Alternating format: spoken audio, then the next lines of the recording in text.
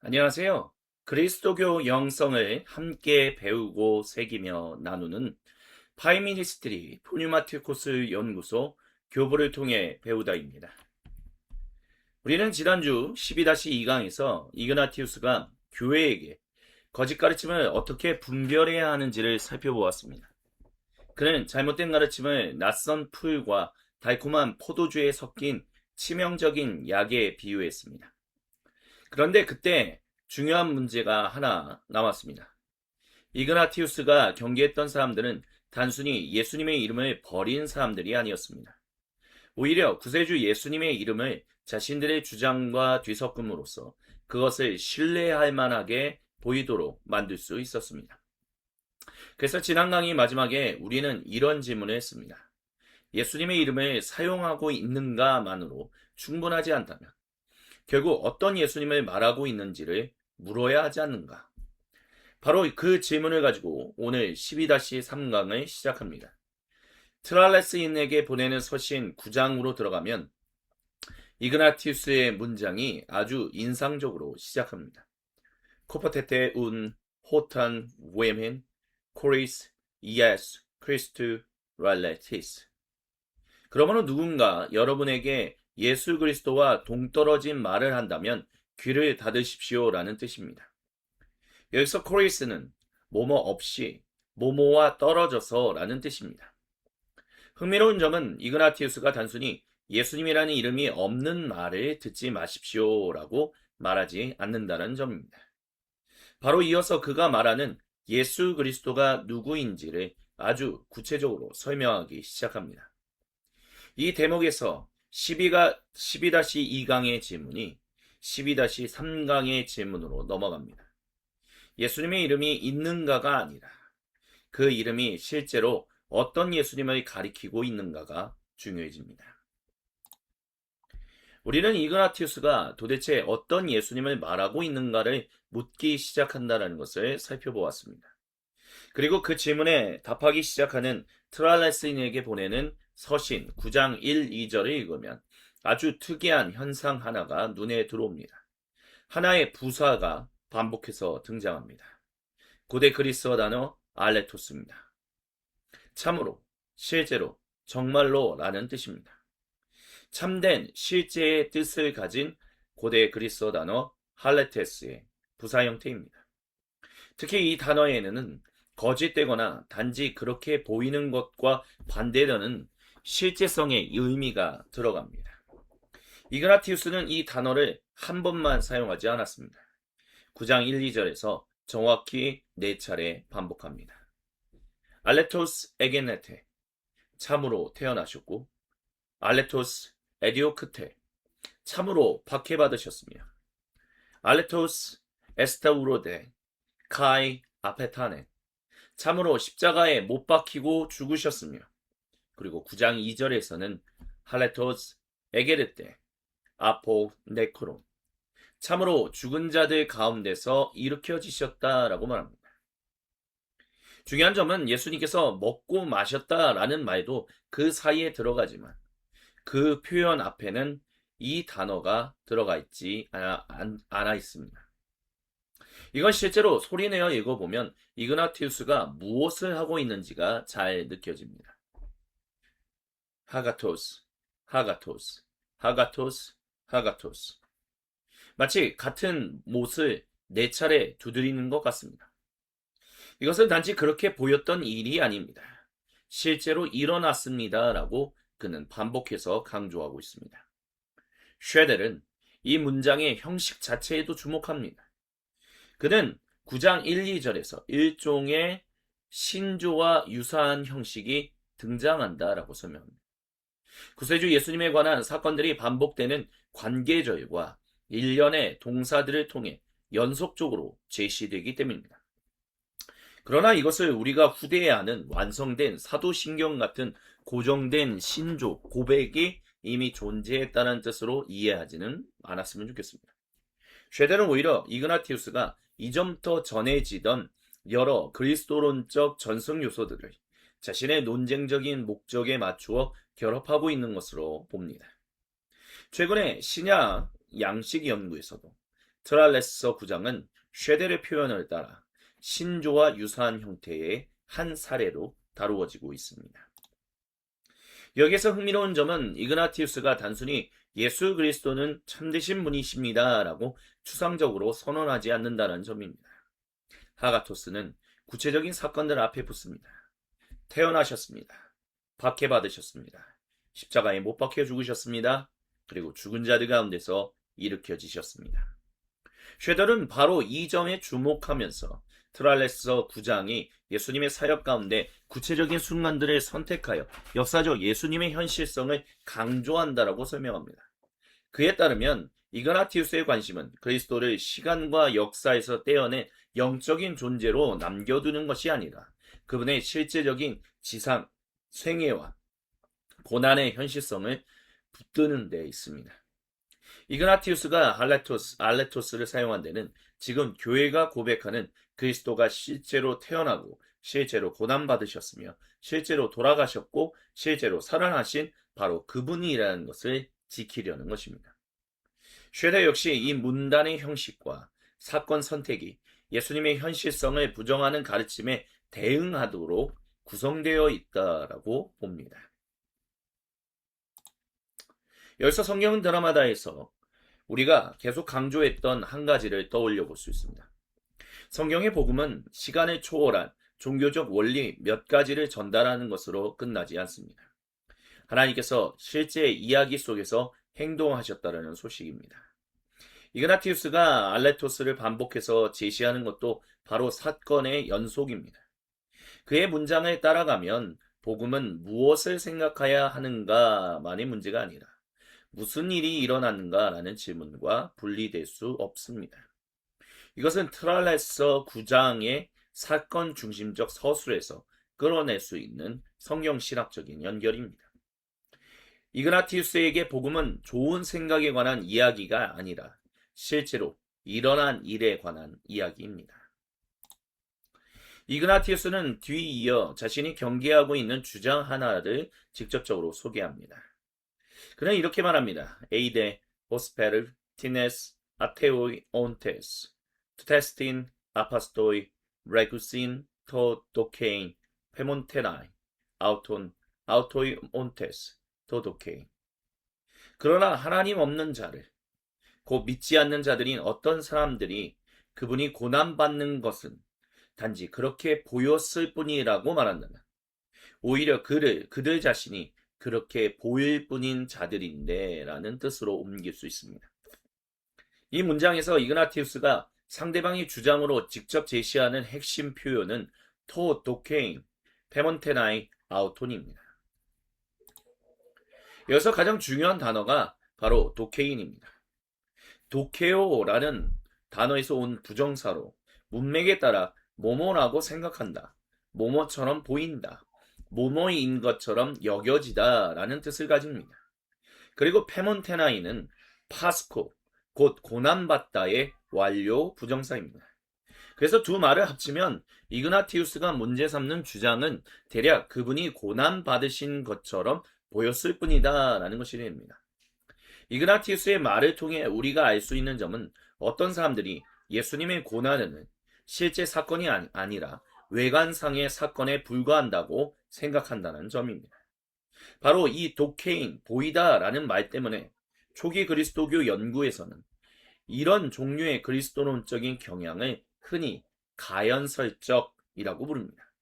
가연설, 들어보신 적이 있으실 겁니다. 예수님께서 인간의 몸으로 실제 고난을 받으신 것이 아니라 그렇게 보였을 뿐이라고 보는 경향입니다. 실제로 오늘날의 신약 및 초기 그리스도교 연구에서도 이그나티우스가 여러 편지에서 이런 가현설적 그리스도론을 경계한다라고 설명합니다. 하지만 우리가 이 문장을 읽었다라고 해서 곧바로 이그나티우스의 반대자들은 정확히 어떤 영지주의 분파였다라고 이름을 붙일 수는 없습니다. 오래전부터 학자들은 이그나티우스가 상대했던 사람들의 정확한 정체를 재구성하는 것이 쉽지 않다라고 지적해왔습니다. 아이는 몰란드도 상대 집단 전체의 모습을 정확히 복원하기는 어렵지만 적어도 그들이 그리스도의 지상 생애와 고난의 실제성을 문제 삼는 가연설적 성향을 보였다는 것은 분명하다고 정리합니다. 그래서 우리는 이그나티우스가 염려하는 이들이 영지주의자들이었다라고 단정하기보다는 이그나티우스가 여기에서 맞서고 있는 것은 예수님의 실제 고난을 부정하는 가연설적 경향이다라고 말하는 것이 실제 본문에서 확인할 수 있는 범위라고 말할 수 있을 것입니다. 이 문장은 이그나티우스의 특유의 상당히 날카로운 말장난도 보여줍니다.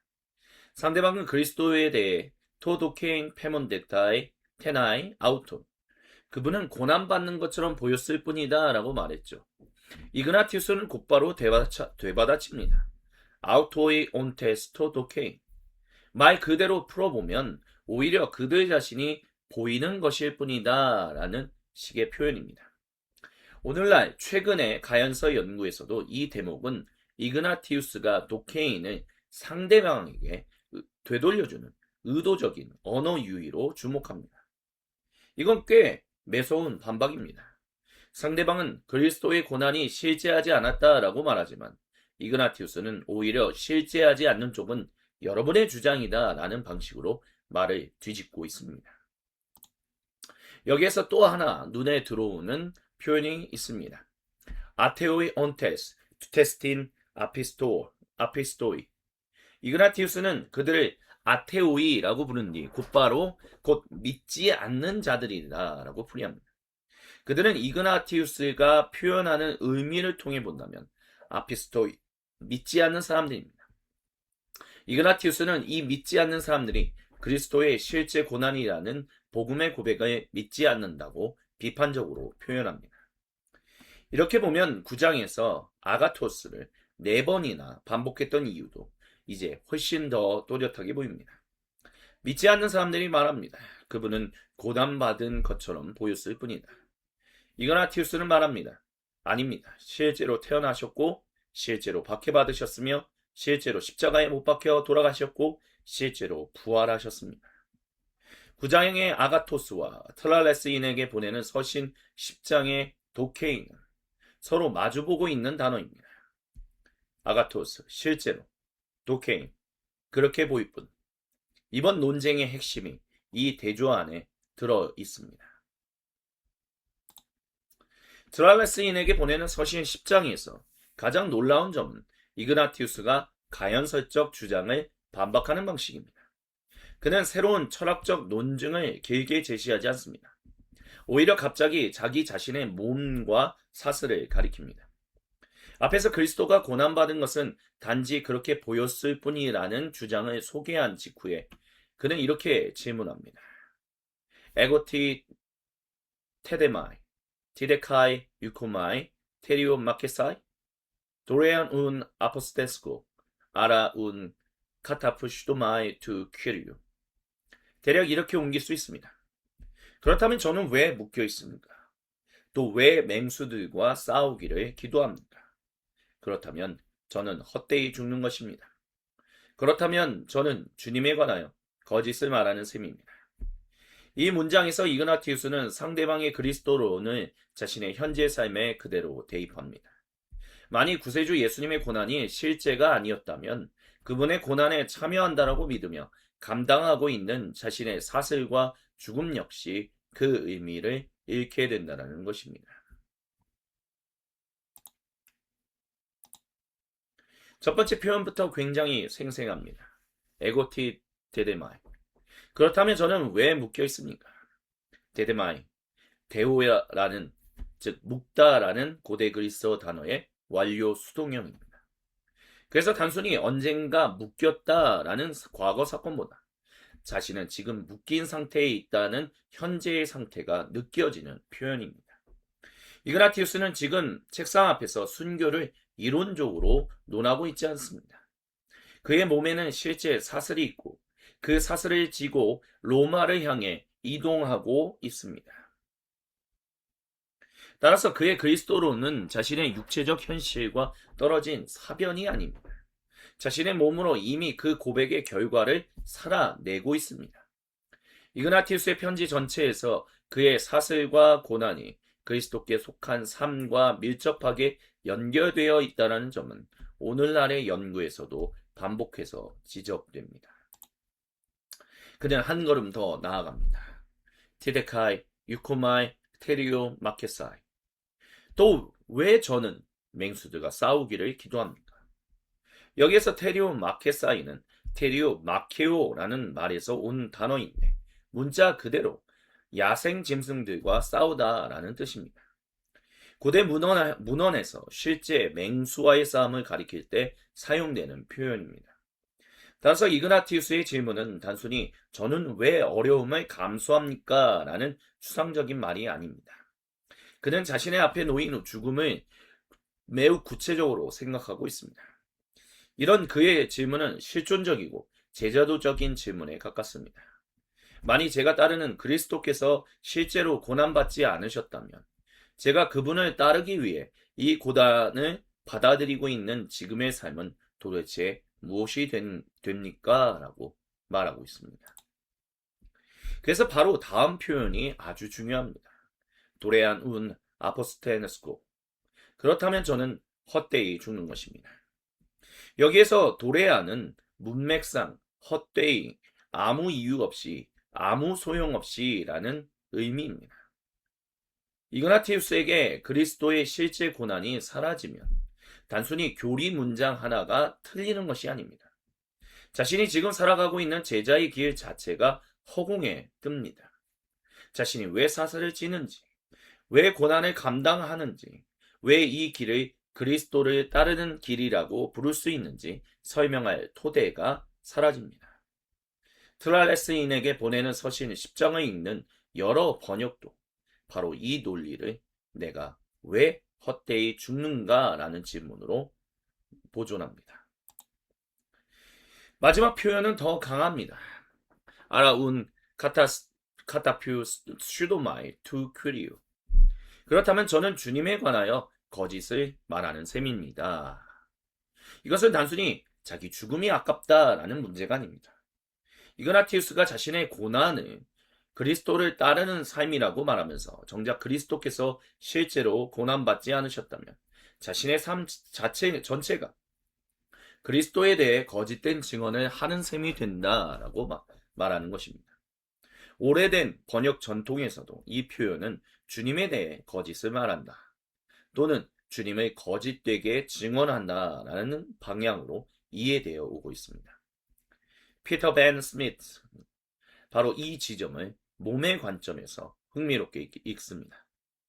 그는 이그나티우스에게 고난이 단순히 참아내야 하는 불행이 아니라 그리스도께 속해 있음을 몸으로 경험하는 자리가 된다고 설명합니다. 특히 트랄레스인에게라는 이 서신의 9장부터 10회장의 흐름에서 예수님께서 참으로 십자가에 못 박혀 죽으셨다는 고백이 먼저 나오고 이어 10장에서 이그나티우스 자신의 사슬과 맹수가 등장하며 11장에서는 그리스도의 고난을 통해 신자들이 그의 지체로 부름받았다라는 언어가 이어집니다.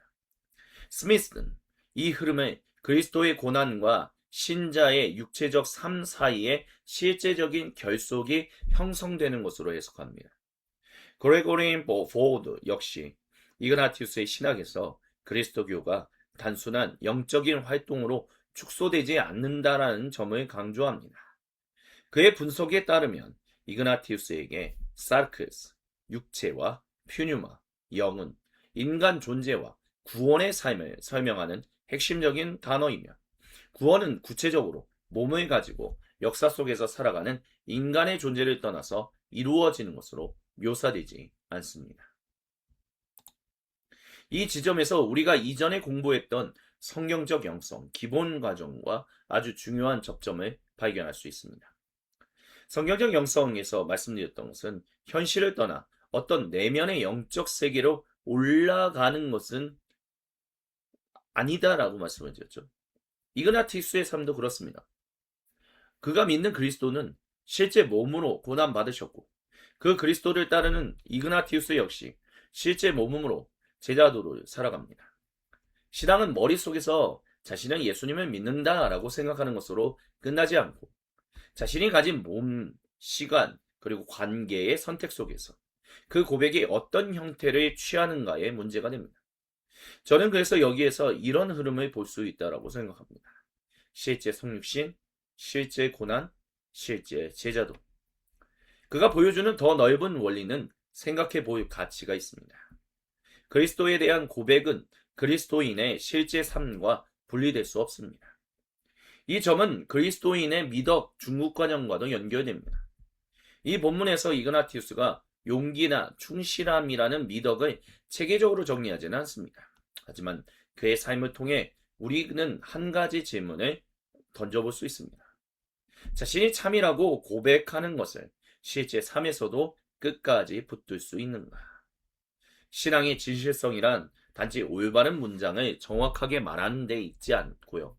그 문장이 요구하는 삶을 감당하는 데도 드러날 수 있습니다. 그리스도의 고난이 실제라면 그리스도를 따르는 삶도 실제가 되어야 합니다. 가짜 고난의 그리스도는 실제 제자도를 요구할 수 없습니다.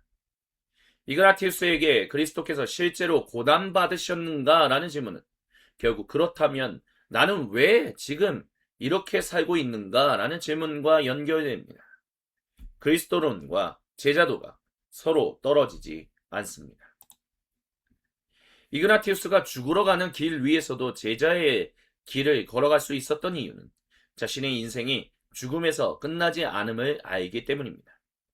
이그나티우스가 9장에서 4차례 반복했던 알레토스, 참으로의 마지막은 바로 예수님의 부활 앞에 놓여 있습니다.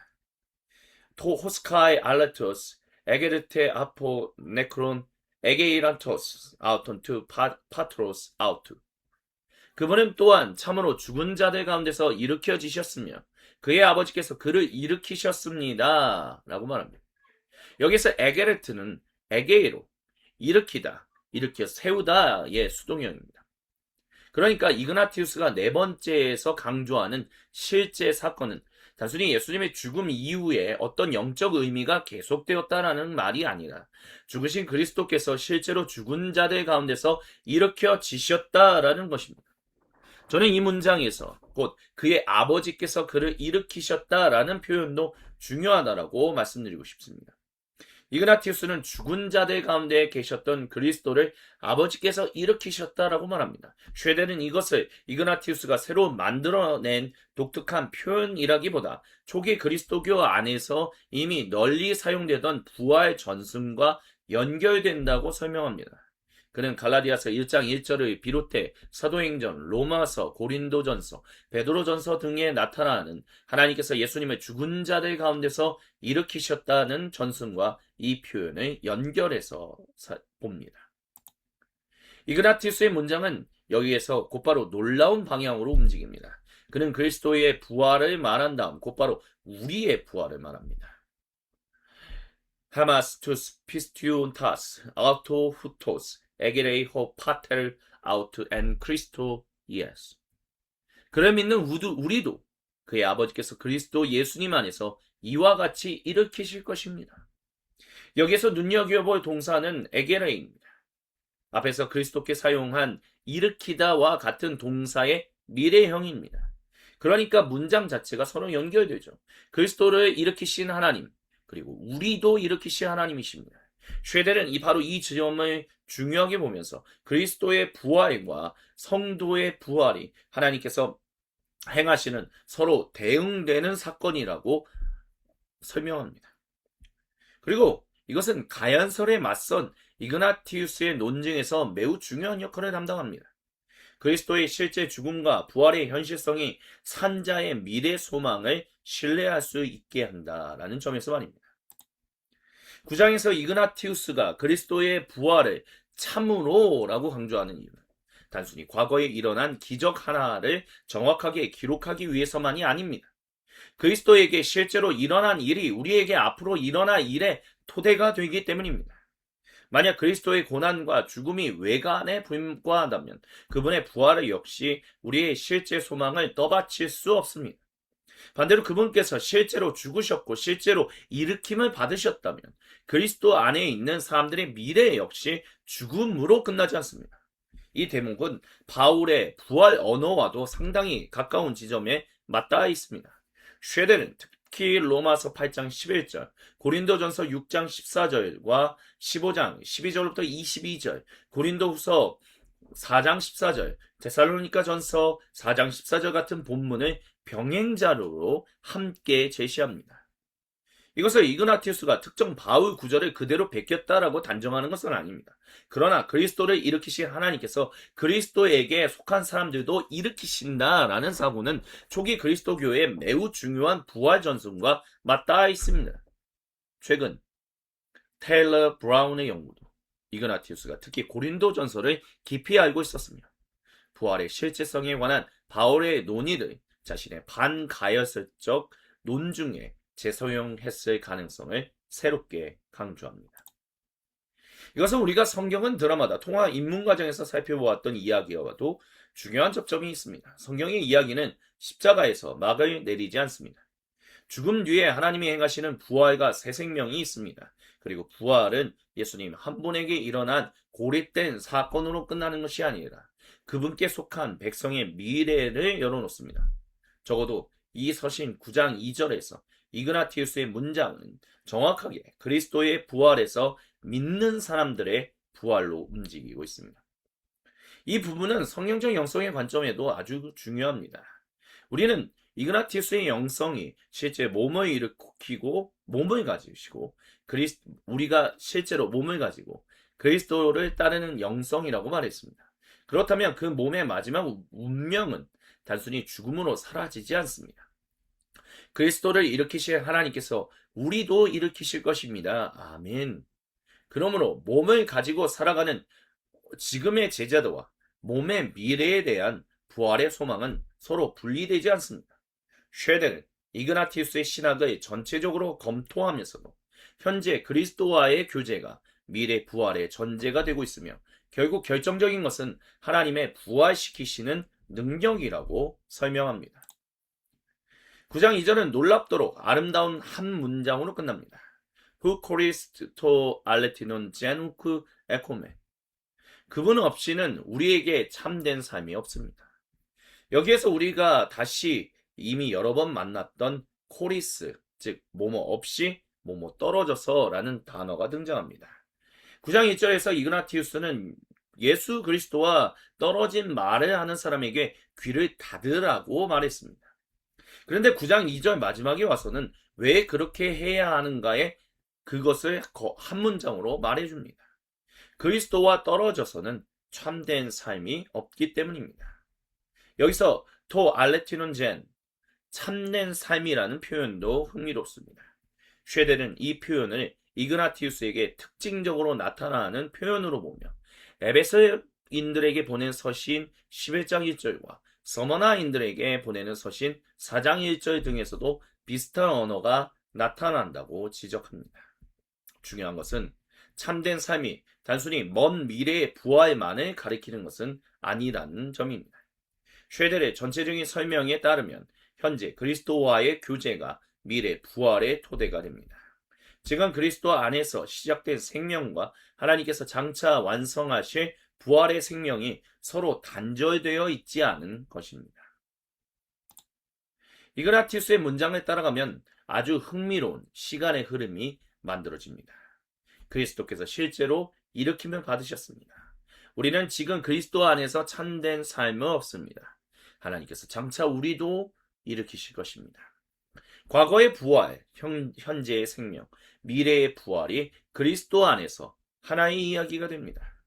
그리스도의 부활은 그분에게 일어난 기적으로 끝나지 않습니다. 그분의 부활은 우리의 미래를 엽니다. 혹은 이그나티우스의 문장이 조금 더 가깝게 말한다면 참으로 살아나신 그리스도 안에서 우리도 참된 삶을 얻고 마침내 일으킴을 받을 것입니다. 실제로 고난받으신 그리스도 때문에 이그나티우스의 현재 제자도가 의미를 얻었다면 실제로 부활하신 그리스도 때문에 그 제자도의 끝에는 죽음이 아닌 생명이 있습니다. 따라서 이그나티우스에게 그리스도의 실제성은 과거의 역사만을 지키는 문제가 아닙니다. 현재를 어떻게 살아야 하는지와 미래에 무엇을 소망할 수 있는지를 함께 결정하는 문제입니다. 트랄레스인들에게 보내는 서신 11장으로 들어가면 이그나티우스가 다시 식물의 이미지를 사용합니다. 사실 이 이미지는 처음 보는 것이 아니죠. 우리가 이미 이그나티우스가 거짓 가르침을 낯선 풀, 달콤한 포도주에 섞인 치명적인 약에 비유하는 것을 살펴보았습니다. 트랄레스인에게 보내는 서신 6장과 11장을 나란히 놓고 보면 식물, 먹는 것, 죽음이라는 이미지가 다시 등장한다는 것을 확인할 수 있습니다. 11장 1절에서 이그나티우스는 이렇게 말합니다. 피게테 운 타스, 카카스, 파라피아다스, 타스 겐노사스 카르폰, 타나테포론, 후에안 게우스타이 타스, 파르 아우타 아포스데스케이, 후토이 가르우크 에이신 피테이아 파트로스. 그러므로 죽음을 가져오는 열매를 맺는 악한 곁가지들을 피하십시오. 누군가 그 열매를 맛보면 즉시 죽습니다. 이들은 아버지께서 심으신 것이 아닙니다. 여기에서 먼저 눈에 들어오는 표현은 바로 카카스 파라피아다스입니다. 카코스는 악한, 나쁜이라는 뜻이고 파라피아스는 본줄기 옆에서 돋아나는 곁가지, 곁순, 새로 돋은 가지 같은 것을 가리킵니다. 이그나티우스는 지금 잘못된 가르침을 어떤 뿌리에서 자라나고 결국 어떤 열매를 맺는 생명체처럼 묘사합니다. 그리고 그 가지가 맺는 열매를 이렇게 부릅니다. 카르폰 타나테프로, 죽음을 가져오는 열매. 여기서 카르포스는 열매고 타나테프로스는 죽음을 가져오는, 죽음을 운반하는 치명적이라는 의미를 가집니다. 쉐델은 이 표현을 설명하면서 이 독성이 있는 식물과 관련해서도 타나테포로스를 사용할 수 있다라는 점에 주목하고 11장의 이미지가 앞서 6장에서 등장했던 치명적인 약과 식물의 이미지를 다시 떠올리게 한다라고 설명합니다. 이 연결은 상당히 중요합니다. 지난 12-2강에서 이그나티우스는 이렇게 경고했다라고 말씀을 드렸습니다. 잘못된 가르침은 처음부터 쓰고 역겨운 모습으로 찾아오지 않는다. 오히려 구세주 예수님의 이름과 섞여서 달콤하게 마실 수 있는 것처럼 다가온다. 그런데 이제 11장에서는 그 문제를 다른 각도에서 바라봅니다. 6장에서는 무엇을 먹고 있는가라는 것을 질문했다면 11장에서는 그것이 결국 어떤 열매를 맺는가라는 것을 질문합니다. 그리고 놀랍게도 두 이미지의 끝은 같습니다. 죽음입니다. 6장에서는 치명적인 약을 달콤하게 받아들인 사람이 죽음에 이르고 11장에서는 죽음을 가져오는 열매를 맛본 사람이 죽습니다. 본문 자체가 두 대목에서 먹음과 죽음의 이미지를 반복하고 있습니다. 여기서 게우스타이도 눈여겨볼 만합니다. 게우오마이에서 나온 말로 맛보다 먹어보다 라는 뜻입니다. 이그나티우스가 제공하는 이미지는 굉장히 구체적입니다. 잘못된 가르침은 단순히 머릿속에 틀린 정보를 하나 집어넣는 것으로 끝나지 않고 받아들이고 맛보며 자기 안으로 들이며 결국 그 사람에게 영향을 미친다라고 얘기합니다. 저는 여기서 이그나티우스가 꽤 중요한 통찰을 보여준다라고 생각합니다. 가르침에는 열매가 있습니다. 무엇을 믿느냐는 질문과 어떤 사람이 되어가느냐는 질문이 완전히 분리되지 않습니다. 그의 식물 이미지는 잘못된 그리스도 이해가 아무 결과도 없는 추상적인 오류가 아니라 결국 죽음의 방향으로 열매를 맺는다라고 말하고 있습니다. 그래서 그는 마지막에 이렇게 말합니다. 후토이가르우크 에이신 피테이아 파트로스. 이들은 아버지께서 심으신 것이 아닙니다.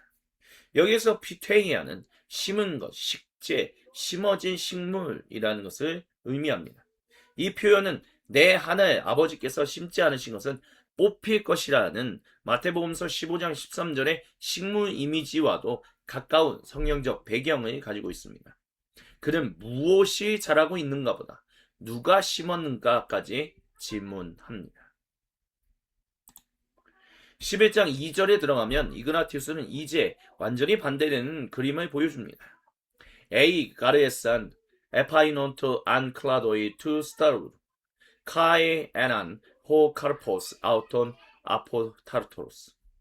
만약 그들이 아버지께서 심으신 것들이었다면 십자가의 가지들로 나타났을 것이며 그들의 열매는 썩지 않는 것이었을 것입니다. 라는 뜻입니다.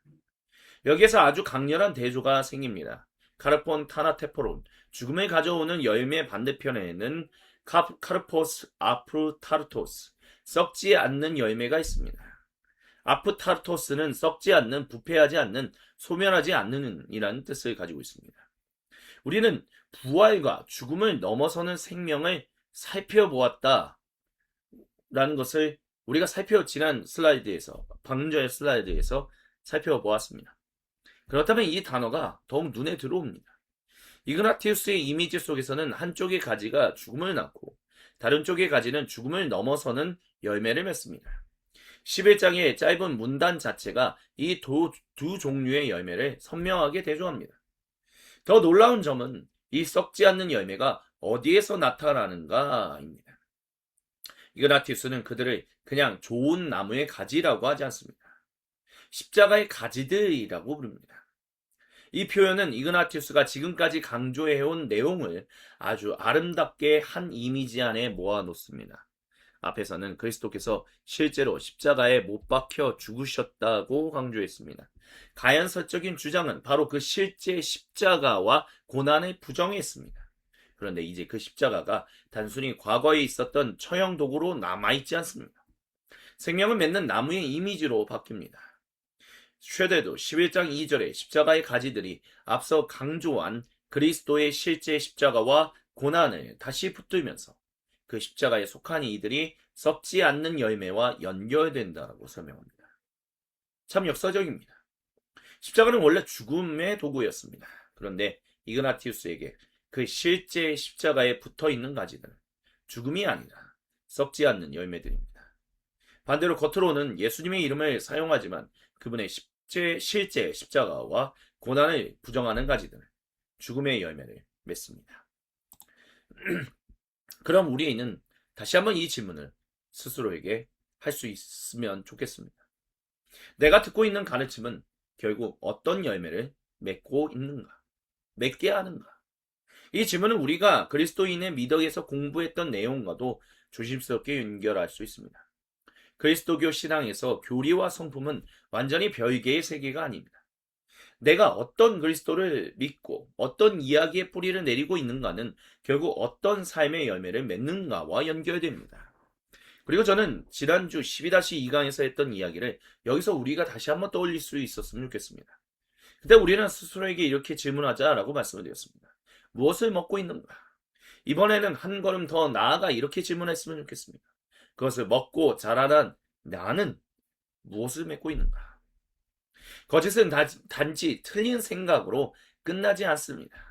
그것은 죽음의 열매를 맺을 수 있습니다. 반대로 실제로 고난받고 실제로 부활하신 그리스도의 십자가에 붙어있는 삶은 이그나티우스의 표현대로 아프타르토스, 썩지 않는 열매를 맺습니다. 어떤 그리스도를 믿는가는 결국 어떤 열매를 맺는가와 연결됩니다. 죽음을 가져오는 가지가 있고 십자가에 붙어 썩지 않는 열매를 맺는 가지가 있습니다. 이그나티우스는 계속해서 몸의 이미지를 사용합니다. Diu ento patei autu proskalestai huimas ontas eleautu. 그것을 통하여 자신의 고난 가운데서 그분은 여러분을 자신의 지체로 부르십니다. 여기서 문맥상 디후, 그것을 통하여 라는 것은 바로 앞에서 말한 십자가와 연결됩니다. 그러니까 이그나티우스의 그림을 따라가면 실제로 고난받으신 그리스도의 십자가를 통하여 사람들이 그리스도의 지체들로 부름받는다라고 할 수 있습니다. 11장 2절에 현존하는 그리스도 본문에도 이 흐름을 그대로 고조하고 있습니다. 여기에서 눈여겨볼 단어가 멜레입니다. 단수형 멜로스는 몸의 지체, 신체의 한 부분을 뜻합니다. 이그나티우스는 트랄레스 교회 성도들을 단순히 그리스도를 좋아하는 사람들이나 그리스도의 가르침을 따르는 사람들이라고 부르지 않고 그분의 지체들이라고 부릅니다. 즉 그리스도와 성도의 관계가 단순히 외적인 모방이나 동의의 관계가 아니라 그리스도에게 속하고 그분과 연결된 몸의 일부로 묘사합니다. 본문은 바로 다음 문장에서 이 몸의 이미지를 더욱 분명하게 확정합니다. 이그나티우스는 이어서 이렇게 말합니다. 우 뒤나타이 운 캐팔레 코리스 게넨테나이 아뉴 멜론. 그러므로 머리가 지체를 없이 존재할 수는 없습니다.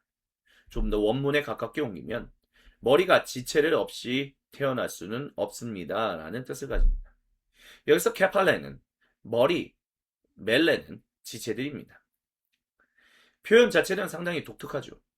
문자 그대로만 읽으면 머리가 지체 없이 태어날 수 없다는 다소 이상한 문장이 됩니다. 그러나 이그나티우스가 하고 싶은 말은 분명합니다. 머리와 지체는 서로 분리된 두 개의 생명체가 아니다라는 것. 한 몸을 이루고 있다라는 것을 말하려고 합니다. 초기 번역들도 이 문장의 핵심은 머리는 지체 없이 있을 수 없다라는 방향으로 전달해 왔습니다. 그런데 여기에서 한 가지는 조심해야 합니다. 이 문장을 가지고 그리스도는 교회 없이는 존재할 수 없다는 식의 형이상학적 명제를 만들어서는 곤란합니다. 쉐데도 이 대목을 설명하면서 머리와 지체의 언어가 그리스도와 교회 사이에 매우 긴밀한 결속을 표현하지만 그것을 그리스도와 교회가 존재론적으로 동일하다거나 같은 본질을 가진다는 식으로 읽어서는 안 된다고 경계합니다.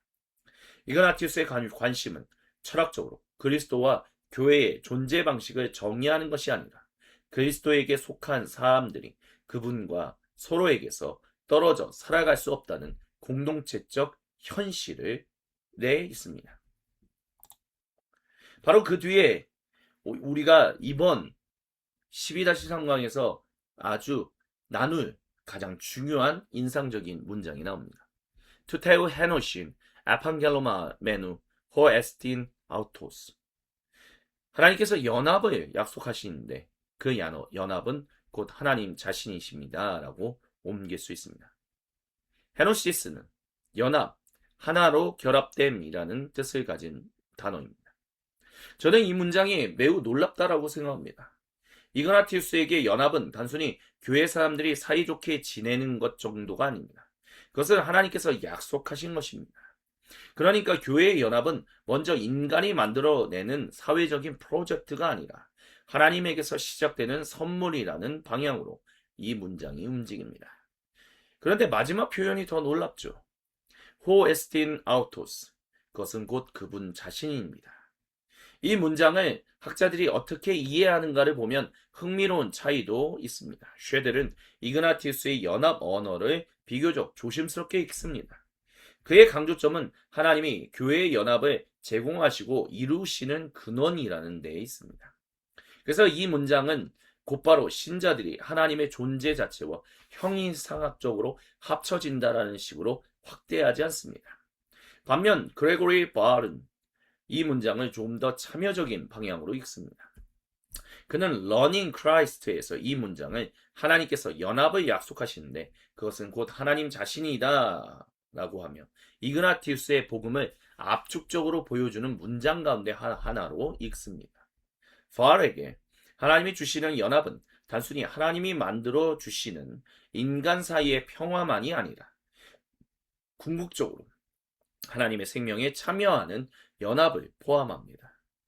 그는 창조와 구원의 전체 과정이 하나님에게서 시작되어 결국 하나님과의 참여적인 연합을 향한다라고 해석합니다. 두 해석의 강조점은 조금씩 다릅니다.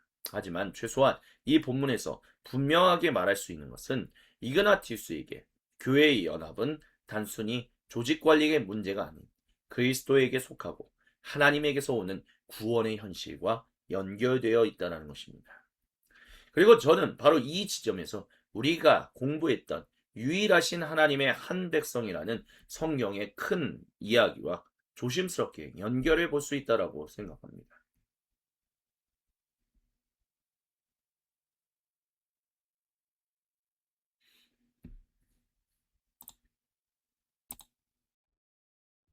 성경 전체를 하나의 더 큰 렌즈로 놓고 읽어보면 흥미로운 공명이 있습니다. 신약 성경은 반복해서 그리스도에게 속한 사람들이 서로 고립된 개별 신자가 아니라 한 몸, 한 백성으로 부름받았다라고 말합니다. 특히 바울이 말하는 몸의 비유에서는 여러 지체들이 있지만 한 몸이며 그리스도가 그 몸의 머리라는 언어가 중요한 역할을 합니다. 최근 SBL에서 출판된 One God, One People 이라는 책 역시 초기 그리스도교의 하나됨이 단순한 개인적 영성의 문제가 아닌 공동체적인 정체성을 형성한 중요한 주제였으며 이그나티우스의 편지에서도 유니티와 컨코드, 곧 연합과 일치가 핵심적인 목회적 관심이었다라는 점을 별도의 장에서 다룹니다. 이그나티우스 자신은 말합니다. 한 머리이신 그리스도께 지체들이 연결되어 있더라고요. 그리고 성경은 드라마다에서 말씀드렸던 이 큰 이야기에서 우리는 이렇게 바라볼 수 있습니다. 하나님은 한 메시아 안에서 서로 떨어져 있던 사람들을 하나의 백성으로 부르신다라고요.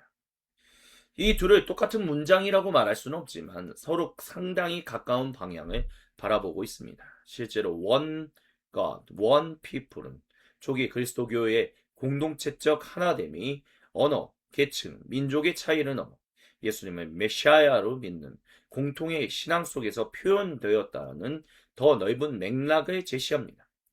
복음은 나를 더 나은 개인으로 만드는 데서 끝나지 않습니다. 복음은 나를 그리스도에게 붙이고 동시에 다른 사람들과 한 몸을 이루게 합니다. 그래서 하나님의 한 백성이라는 말의 중요한 의미도 여기에 있습니다. 하나님이 구원하시는 것은 서로 아무 관계없이 천국에 들어가는 수많은 개인들의 집합이 아닙니다. 성경의 이 큰 내러티브에서 구원은 하나님께 속한 백성의 창조이기도 합니다. 트랄레스인에게 보내는 서신 마지막 12장과 13장에 들어가면 이그나티우스의 언어가 굉장히 일상적으로 바뀝니다. 머리와 지체, 십자가와 썩지 않는 열매, 하나님의 연합이라는 큰 신학적 이미지 뒤에 등장하는 것은 기도, 사랑, 그리고 서로를 돌보는 공동체의 모습입니다. 실제로 이 서신 12, 13장은 일치와 상호 기도, 그리고 사랑이라는 권면을 중심으로 서신을 마무리합니다. 먼저 이그나티우스는 12장 1절에서 자신이 지금 혼자가 아니라는 사실을 이야기합니다. 저는 스미르나에서 저와 함께 있는 하나님의 교회들과 함께 여러분에게 문안합니다. 그들은 모든 면에서 육체와 영으로 저를 쉬게 해주었습니다. 라고 말합니다. 여기서 저는 사르키테카이 피뉴마티, 육체와 영으로 라는 표현이 눈에 들어옵니다. 앞에서 우리는 이그나티우스의 신앙이 몸을 떠난 추상적인 영성이 아니라고 살펴보았습니다. 그런데 편지의 마지막에서도 그는 실제 교회를 향하여 몸과 영 모두에서 위로와 쉼을 받았다라고 말합니다. 그리스도의 한 몸이라는 점은 단지 아름다운 교회론적인 비유가 아닙니다. 실제 사람이 실제 사람을 위로하고 붙들어주는 공동체의 경험으로 나타납니다. 다음 절에서 이그나티우스는 자신의 사슬을 다시 한번 언급하면서 트랄레스 교회에게 이렇게 권면합니다. 디아메네테인 헤 호모노이아 휘몬 카이테 매트 알렐론 프로슈케. 여러분의 일치 가운데 계속 머물고 서로를 위한 기도 가운데 머무십시오라고 말합니다. 여기서 첫 번째 중요한 단어는 디아메네테입니다. 디아메노에서 온 말로 계속 머물다, 지속하다, 견고하게 남아있다라는 뜻입니다. 이그나티우스는 트랄레스 교회에게 일치를 새로 발명하라고 요구하지 않습니다. 이미 그들 가운데 인 호모노이아 안에 계속 머물라라고 말합니다. 앞서 이그나티우스가 이 교회 안에 문제가 발생했다라고 말한 것이 아니라 사랑하기 때문에 미리 경계해야 한다라고 12-1강에서 살펴봤던 것과도 잘 어울립니다. 호모노이아는 서로 싸우지 않는 상태라고 번역하는 말보다 훨씬 풍부한 의미를 가지고 있습니다. 문자적으로는 같은 마음, 마음의 일치, 조화를 뜻합니다. 존 파울 러츠는 이그나티우스의 편지에서 이 호모노이아의 언어를 집중적으로 연구하면서 특히 트랄레스인에게 12장 2절에서 공동체가 서로의 기도 안에 머물고 감독 장로들과 함께 조화를 이루는 모습이 하나님과 그리스도를 향한 공동체적 일치와 연결되어 있다고 설명합니다. 이그나티우스에게 호모노이아는 단순한 조직의 평화를 넘어 그의 편지 전체를 관통하는 정말로 중요한 목회적 관심이었습니다. 그런데 저는 이 문장에서 호모노이아만큼이나 바로 다음 표현이 중요하다고 생각합니다. 테메트 알렐론 프로시케 서로를 위한 또는 서로 함께하는 기도 안에서 이그나티우스가 말하는 연합은 단순히 우리는 하나입니다 라고 선언하는 것으로 끝나지 않습니다. 한 몸이라는 사실은 함께 하나님 앞에 서는 것으로 나타납니다. 서로를 위해 기도합니다. 이것이 11장에서 말한 머리와 지체의 신학이 12장에서 실제 공동체의 모습으로 내려오는 것입니다.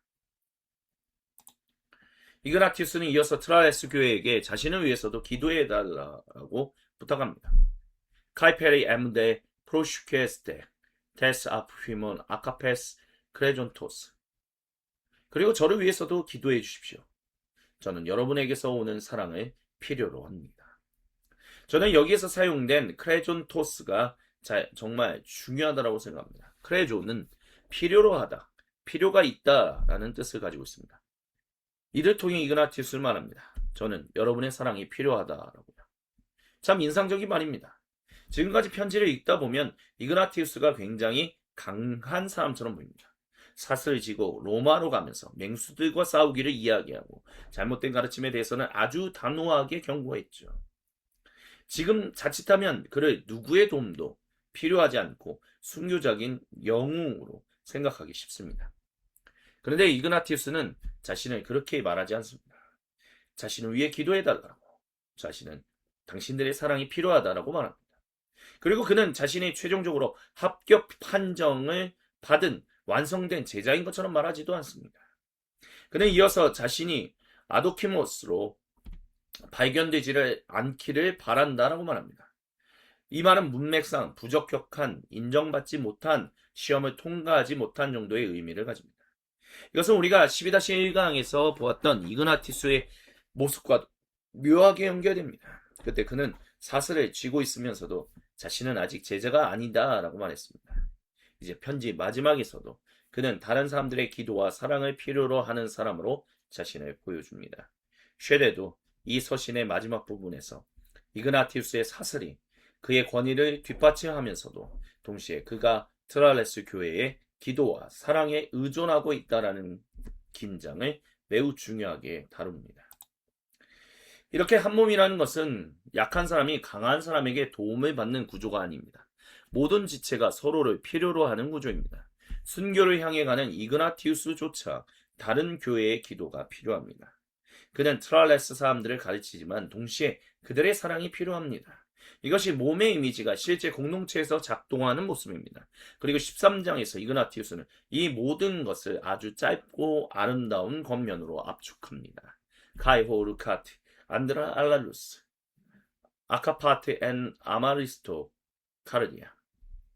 그리고 여러분은 각각 나뉘지 않은 마음으로 서로 사랑하십시오라고 그가 말합니다. 여기에서 나뉘지 않는 마음으로라는 아메리스토스는 나뉘지 않은, 분할되지 않으니라는 뜻입니다. 그리고 카르디아는 마음입니다. 11장의 헤노시스, 연합이 13장에서는 이렇게 생화 언어로 바뀐 것입니다. 나뉘지 않은 마음으로 서로 사랑하십시오. 저는 이것이 이번 12-3강의 아주 좋은 마지막 장면이라고 생각합니다. 이그나티우스는 9장에서 구세주 예수님에 대해서 알레토스, 참으로, 실제로라고 반복하면서 시작했습니다. 그리고 실제로 태어나셨고 실제로 고난받으셨고 십자가에서 돌아가셨고 실제로 부활하셨던 그 이야기가 어디에서 끝나는지를 보십시오. 서로를 위해 기도하고 서로의 사랑을 필요로 하며 나뉘지 않은 마음으로 서로 사랑하라는 것. 참 중요한 말입니다. 그리스도론이 공동체의 삶으로 적용됩니다. 실제로 고난받으신 그리스도를 믿는다면 우리의 제자도도 실제가 되어야 합니다. 실제로 부활하신 그리스도를 믿는다면 우리는 죽음을 넘어서는 생명을 소망할 수 있어야 합니다. 그리스도의 십자가에 붙은 가지라면 썩지 않는 열매를 맺어야 합니다. 그리고 한 머리이신 그리스도의 지체들이라면 서로 아무 관계없이 살아갈 수 없습니다. 12-13장에서 그 모든 신학이 아주 평범하지만 아주 어려운 세 가지로 내려옵니다. 일치하고 하나가 되고 서로를 위해 기도하며 서로 사랑하는 것입니다. 저는 바로 이것이 우리가 이번 강의 처음에 던졌던 질문에 대한 이그나티우스의 대답 가운데 하나라고 생각합니다. 우리가 처음에 이렇게 질문했죠. 왜 그리스도가 실제였다는 사실이 그렇게 중요한가? 이 서신 9장부터 13장을 따라와 보니 이제 이렇게 대답할 수 있을 것 같습니다.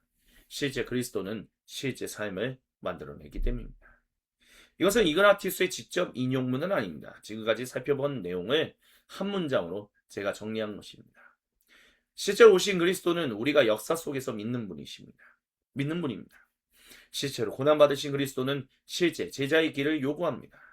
지금까지 살펴본 내용을 우리가 또한 실제로 부활하신 그리스도는 우리의 실제 부활과 생명의 소망을 열어줍니다. 그리스도의 십자가는 썩지 않는 열매를 맺습니다.